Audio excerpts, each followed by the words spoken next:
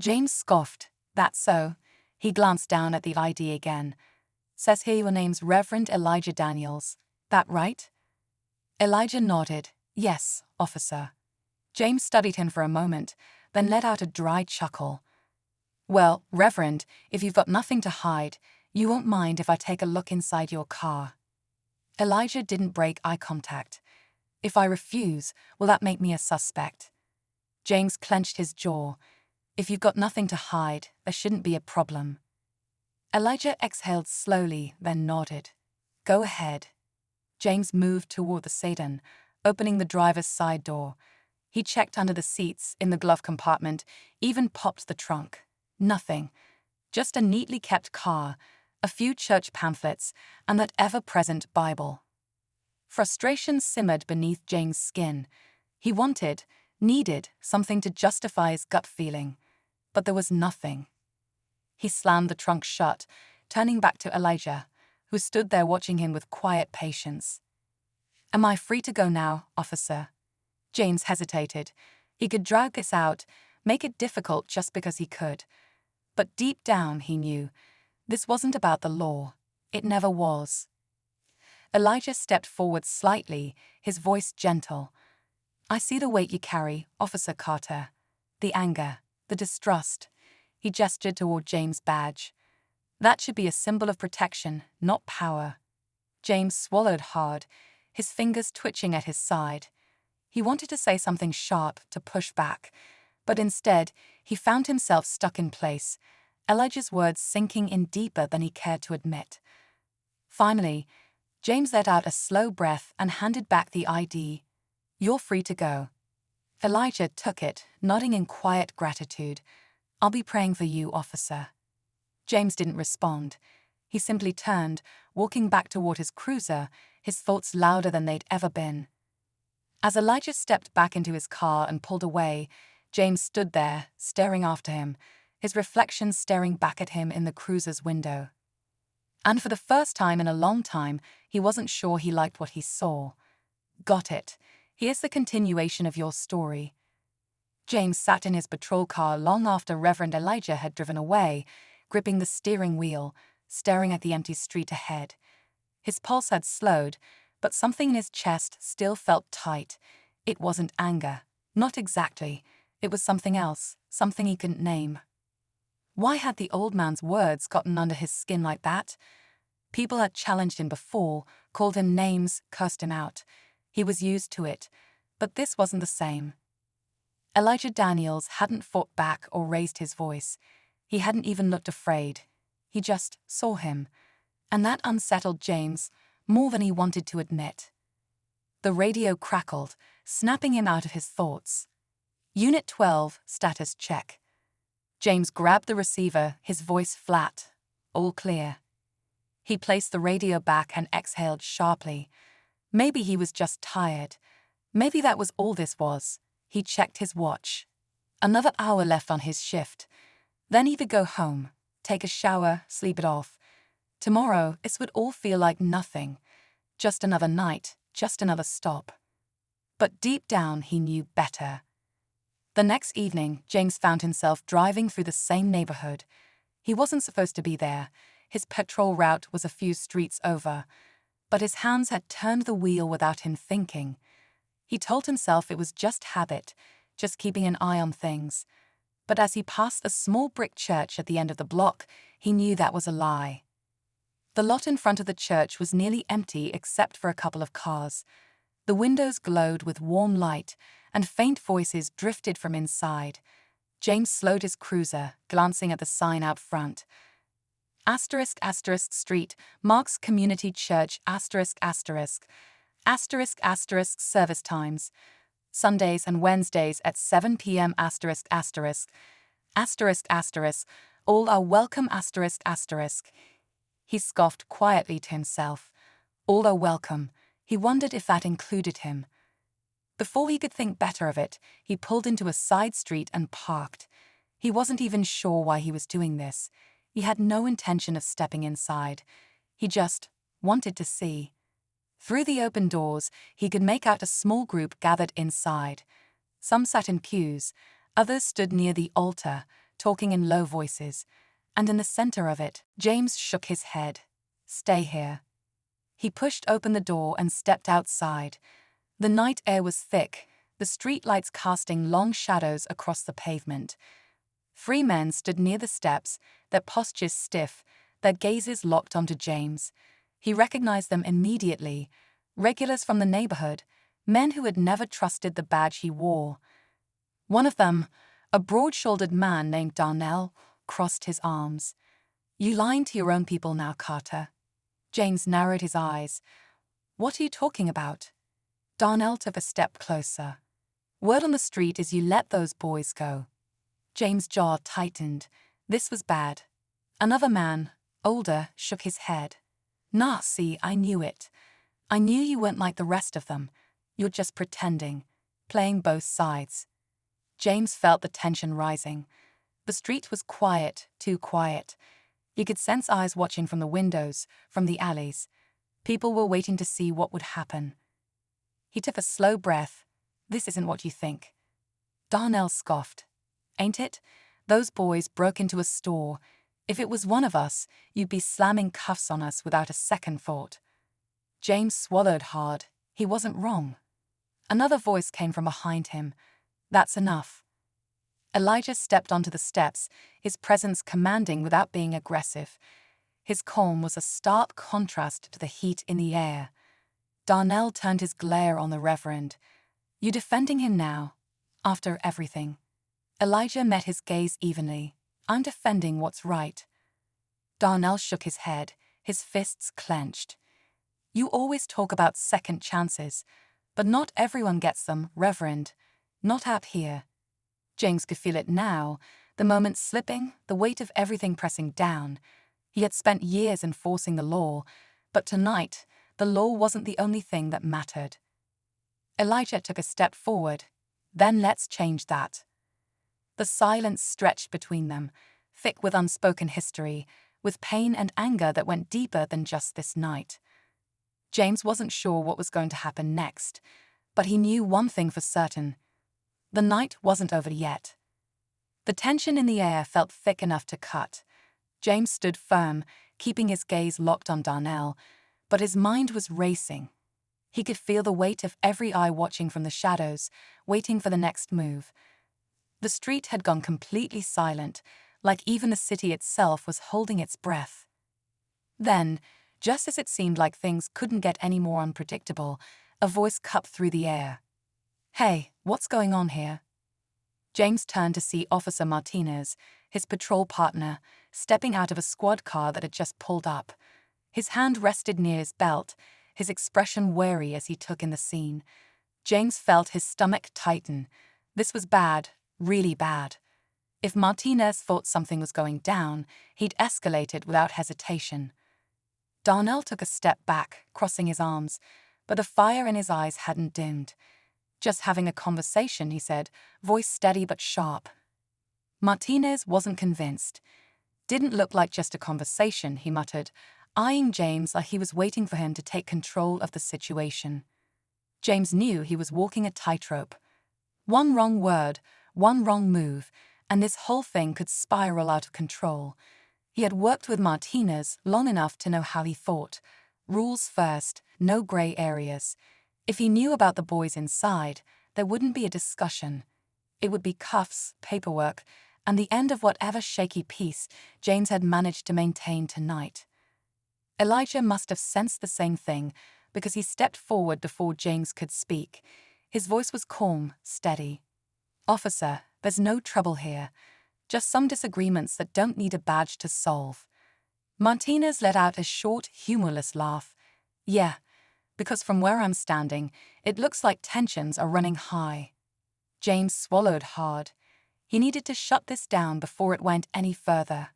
Martinez, he said, forcing his voice to stay even, I've got this under control. Martinez frowned. You sure about that?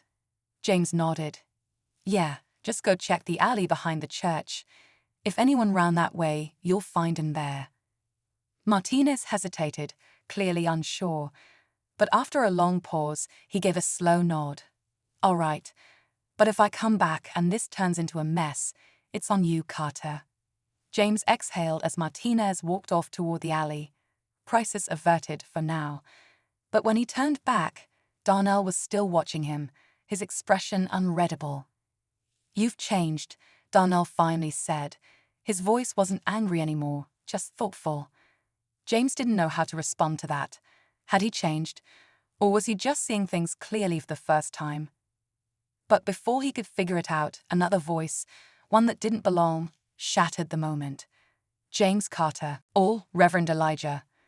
James hadn't expected to see him so soon, and for some reason that irritated him. The old man was just standing there, speaking to people like nothing had happened last night. Like James had never stopped him, never treated him like a suspect. As James sat there watching, something about the way Elijah carried himself struck him. It was in the way he moved, the way he listened to the people around him.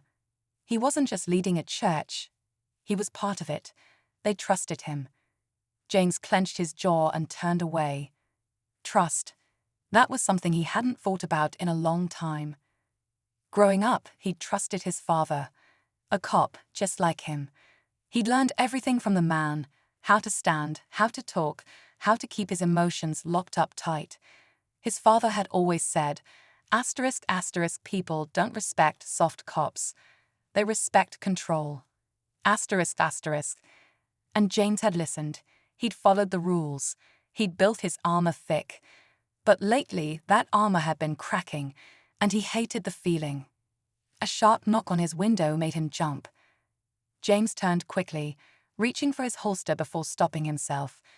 A young woman stood outside his cruiser, holding a paper bag, her eyes filled with cautious curiosity. Sorry, she said. Didn't mean to scare you. James narrowed his eyes. What do you need? She hesitated, then held out the bag. Food drive, she explained. Church is giving out meals tonight. Thought maybe you could use one.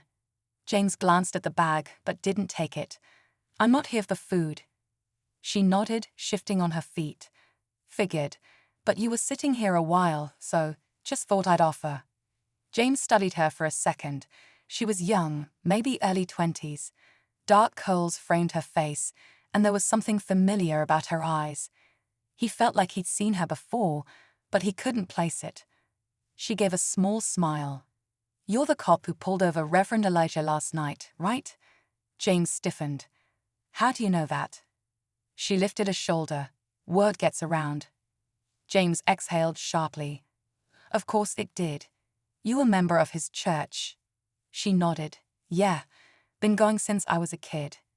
James looked back at the open church doors. He always liked that. Like what? James hesitated, then shook his head. Never mind. But the girl didn't let it go. You mean calm? Patient, she smiled. Yeah, he's always like that. James frowned. Even when people... He stopped himself. Even when people don't treat him right, she finished for him. Yeah, even then. James swallowed, shifting in his seat. The girl watched him for a moment, then set the paper bag on the hood of his cruiser. In case you change your mind, she said. Then, before he could respond, she turned and walked back toward the church.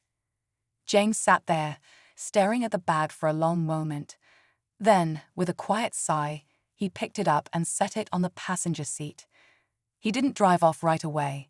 Instead, he sat there, watching as the church doors closed and the night settled in around him. Something about this place, about these people, it didn't sit right with him.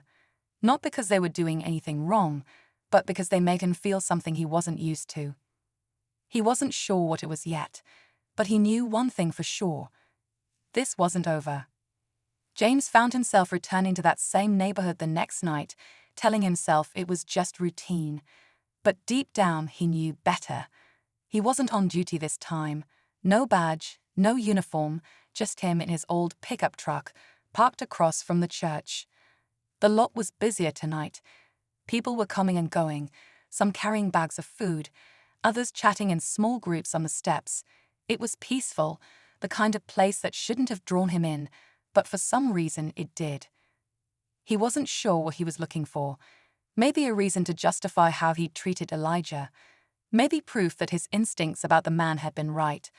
Or maybe, just maybe, he was looking for something else, something he didn't even know he needed. He watched as Elijah stepped out of the church, laughing with a young boy who clung to his leg like a shadow. The sight caught James off guard. He hadn't imagined the old man like this, surrounded by warmth, by people who clearly loved and respected him. The image clashed with the version of Elijah that James had created in his mind, the one he needed to see to justify his actions. A sharp knock on his window startled him. His hand twitched toward his side, but there was no gun there this time. He turned to find the same young woman from the night before standing outside his truck. "You're not great at hiding, you know," she said, arms crossed. James exhaled, rubbing his face before rolling down the window. "Not hiding." She raised an eyebrow. "Just sitting in your truck, watching a church." "Yeah, totally normal." He sighed. "What do you want?" She leaned against the door. "Same question for you." James glanced away, gripping the wheel. He didn't have a good answer. She studied him for a moment, then softened. "Look, I don't know what's going on with you, but if you're looking for trouble, you're in the wrong place." "I'm not looking for trouble." "Then what are you looking for?" James didn't respond. He wasn't sure he even knew. She sighed, then gestured toward the church. "You could come inside, you know. See for yourself instead of whatever this is." James let out a dry chuckle. "Yeah, I don't think that's a good idea." "Why?" "Afraid the walls will collapse if a cop steps inside." He smirked, shaking his head. "No, just not my kind of place." She studied him, then nodded slowly. "Right, you like to watch from the outside." James opened his mouth to snap back, but something about her tone stopped him. There was no anger in it, no sarcasm, just understanding, and that made it worse. Before he could respond, she pushed off the truck and stepped back. "Suit yourself, but if you're gonna keep hanging around, at least be honest with yourself about why."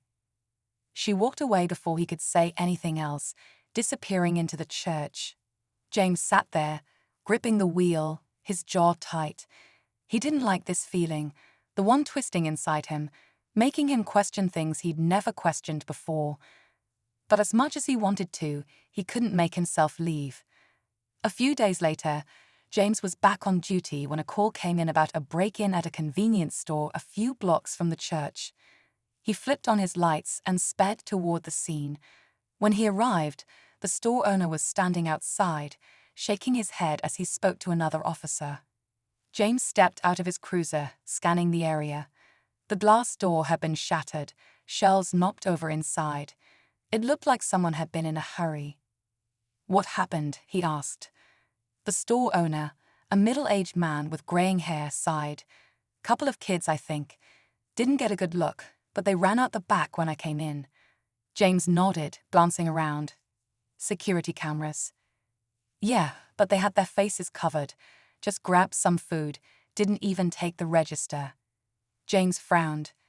That didn't fit the usual pattern of break-ins he'd seen. Most thieves went for cash, not canned goods. Another officer walked up. "We found footprints leading toward the church." James stiffened. He didn't know why that bothered him, but it did. A few minutes later, he was knocking on the church's side door. It took a moment, but eventually Elijah answered. He wasn't surprised to see James standing there, but he didn't look entirely pleased either. "Officer Carter," he greeted. "What can I do for you?" "There was a break-in down the street," James said. "Suspects might have come this way." Elijah's expression didn't change. "And you think they're here?" James shrugged. "Just following the trail." Elijah stepped aside. "Then come in and look." James hesitated, then stepped inside. The church was quiet, most of the lights dimmed except for a few near the back. Elijah led him down a hallway, stopping at a small storage room. When he opened the door, James wasn't sure what he expected to find, but it wasn't this. Two teenage boys sat on the floor, eyes wide with fear. One clutched a loaf of bread, the other a bottle of water. Both looked undeafed, their clothes worn. James clenched his jaw. The night was quiet, the kind of eerie stillness that made the city streets feel emptier than they were. Officer James Carter sat in his patrol car, sipping a lukewarm coffee, his eyes scanning the dimly lit road ahead. His shift had been uneventful so far, but he didn't mind. Less trouble meant less paperwork. As he adjusted his rearview mirror, headlights approached from the distance, an older model sedan rolling toward the stoplight. Something about the car made James sit up straighter. He couldn't quite put his finger on it, but instinct, or maybe something else, told him to take a closer look. He flicked on his cruiser's lights, signaling for the driver to pull over. The sedan complied smoothly, pulling to the curb without hesitation. As James stepped out, hand resting near his holster, his face hardened. Inside the car sat an elderly black man, dressed in a crisp white clergy collar and dark slacks. His hands were steady on the wheel, his expression calm. The window rolled down, and a warm, steady voice broke the silence. "Good evening, officer. Is there a problem?" James didn't respond immediately. He took a moment, letting his gaze sweep over the man, the interior of the car, and finally resting on the Bible sitting on the passenger seat. Something about the man's presence, his unwavering calmness, rubbed James the wrong way. "License and registration," James said, his tone flat, businesslike. The older man nodded and moved slowly, carefully, as if he had done this before. He pulled out his wallet, handing over the necessary documents. James took them, barely glancing at the name before speaking again. "What are you doing in this neighborhood this late?" The man met his gaze without flinching. "I'm on my way home from church. Had a late meeting with some of my congregation members." James scoffed under his breath. "Church, huh?" He tapped the ID against his palm. "You from around here?" The man nodded. "I've lived in this city for over 30 years. James exhaled sharply, glancing back at the sedan, as if searching for a reason to justify his suspicion. He'd pulled over countless people in this neighborhood, and something inside him had learned to assume the worst. His mind ran through the possibilities: expired registration, outstanding warrants, something that would make this stop more than just routine. "Step out of the car." The priest hesitated. "Is there a reason, officer?" James' patience thinned. "Do I need to have a reason?" For the first time, something flickered in the older man's eyes. Not fear, not defiance, but something else. Understanding. As if he'd been in this situation before, maybe too many times to count. But instead of arguing, he nodded and opened the door, stepping out slowly. James took a step closer, scanning him up and down. "You carrying anything I should know about?"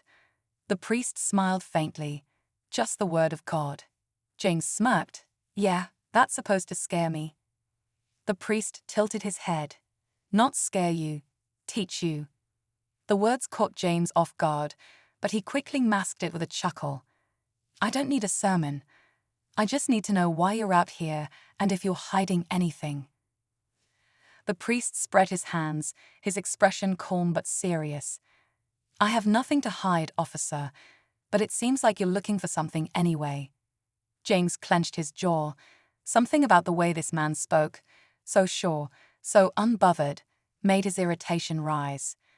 People usually stammered, fumbled for explanations, showed fear. But this man, he was different. James glanced over at his cruiser.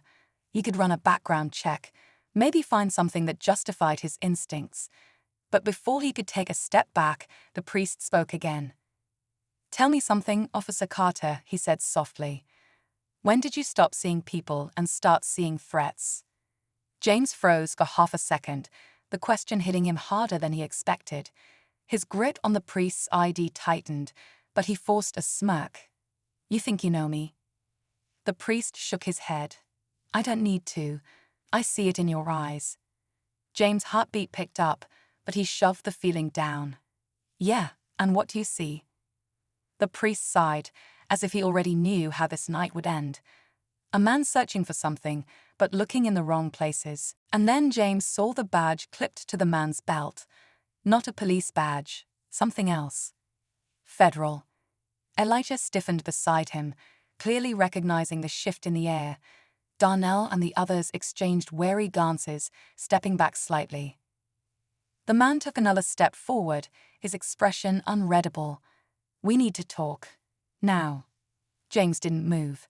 His mind was already racing, trying to put the pieces together. What was a federal agent doing here? And why was he asking for him? "I'm off duty," James said carefully. The man smirked, but there was no warmth in it. "Not for this, you're not." Elijah placed a hand on James' arm, a silent question in his eyes. James had no answer. "Who are you?" James asked, keeping his tone steady. The man pulled out a small wallet and flipped it open just enough for James to see the letters imprinted on the ID inside. FBI. James felt his stomach drop. "This isn't the place," the agent said, "but we have a situation, and it involves you." James' pulse pounded in his ears. He wasn't sure what was coming, but one thing was clear: this night wasn't over. And whatever was about to happen next would change everything. James felt the weight of the moment settle over him like a heavy fog. The FBI agent's presence wasn't just unexpected, it was dangerous. Every instinct in his body told him that whatever was about to unfold wouldn't end with a simple conversation. Elijah remained beside him, his presence steady, but James could sense the questions running through his mind. Darnell and the others kept their distance, watching carefully, waiting to see what would happen next. The agent took another slow step forward, lowering his voice. "You need to come with me, now." James clenched his jaw. He wasn't the type to back down from a command, but something about this didn't sit right. "I'm going to need a little more than that," he said. The agent's gaze flicked toward Elijah and the others, then back to James. "Not here, but I suggest you don't make this difficult." James glanced toward the church, toward the two boys still inside. He had come here to handle a simple break-in, to make a choice that felt right for once. Now, somehow, he was being dragged into something much bigger. Elijah gave him a look that was both reassuring and questioning at the same time. "Go," he said softly. "We'll be here." James took a deep breath before nodding. He followed the agent down the street, away from the watching eyes. They stopped near a sleek black sedan, the kind of government-issued vehicle that screamed authority. The agent didn't open the door. Instead, he turned to face James with a serious expression. "You have no idea what's happening, do you?" James crossed his arms. "That's usually what happens when you don't give a man straight answers." The agent exhaled sharply, as if debating how much to reveal. Then he said, "We've been watching you." James stiffened. "Excuse me." "You've made a lot of noise lately," the agent continued. "The way you've been handling things, the calls you've made, the cases you've turned your back on." James narrowed his eyes. "If you're trying to accuse me of something—" "We're not after you," the agent interrupted. "We're after someone close to you." James felt a chill creep up his spine. He had spent his career working alongside officers who followed the rules and others who bent them until they broke. But if the FBI was involved, this wasn't just about bending the law, it was about something much darker. The agent leaned in slightly. "Your partner, Martinez, he's dirty." James felt his stomach drop. "No, that's not possible." "We have proof," the agent said. "Ties to a group moving stolen goods, illegal deals. We believe he's been covering for some of the same criminals you've been trying to stop." James shook his head. Martinez wouldn't. But as the words left his mouth, doubt seeped in. How many times had Martinez been the first on a scene? How many times had he brushed things under the rug? The realization hit like a punch to the gut. The agent studied his face, then spoke again. "And here's where you come in. You've been unknowingly stepping on his toes. Tonight was supposed to be a test, to see if you were with him or against him." James's pulse pounded in his ears. "You're telling me that my own partner is setting me up?" The agent nodded. "And from what we can tell, he's not happy with your choices." James felt the weight of everything pressing down on him. The way Martinez had shown up at the church, suspicious, looking for an excuse to escalate the situation. The way he had hesitated when James had told him to check the alley. It all made sense now. Martinez hadn't just been watching the scene. He had been waiting for James to slip up, to make a move that could justify taking him out of the equation. James took a slow breath. "What do you want me to do?" The agent studied him for a long moment before finally saying, "We need proof.